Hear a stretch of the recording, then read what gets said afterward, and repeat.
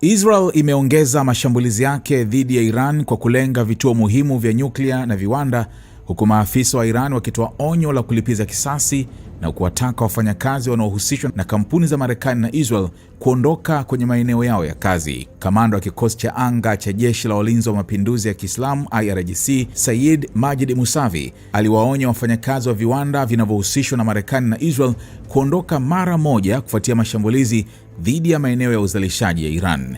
Amesema maeneo yanayohusiana na nchi hizo yanaweza kuwa shabaha za mashambulizi.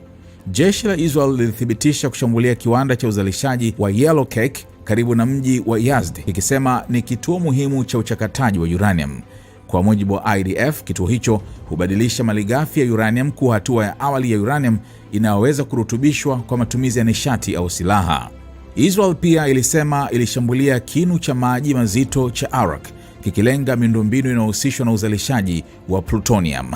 IDF ilieleza kuwa Iran ilikuwa ikijaribu kurejesha kituo hicho baada ya kuharibiwa awali na kwamba kinaweza kutumika katika mpango wa silaha za nyuklia. Naye waziri wa mambo ya nje wa Iran, Abbas Araghchi, amelaani mashambulizi hayo na kuonya kuwa Tehran italipiza gharama kubwa kwa mashambulizi dhidi ya viwanda vya chuma, vituo vya umeme na maeneo ya nyuklia.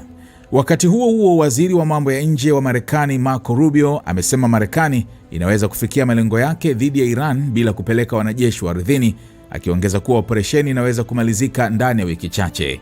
Amesisitiza umuhimu wa kuhakikisha mlango wa Hormuz unabaki wazi kwa usafirishaji wa kimataifa. Rubio pia alieleza kuwa Iran inaweza kuanzisha mfumo wa kutoza tozo kwa meli zinazopita katika mlango huo, jambo alilosema linaweza kuwa hatari kwa utulivu wa dunia. Kwa upande mwingine, Ujerumani imeishutumu Urusi kwa kuisaidia Iran kutambua shabaha za mashambulizi, huku viongozi wa nchi hiyo wakitofautiana kuhusu uwezekano wa mabadiliko ya utawala Iran.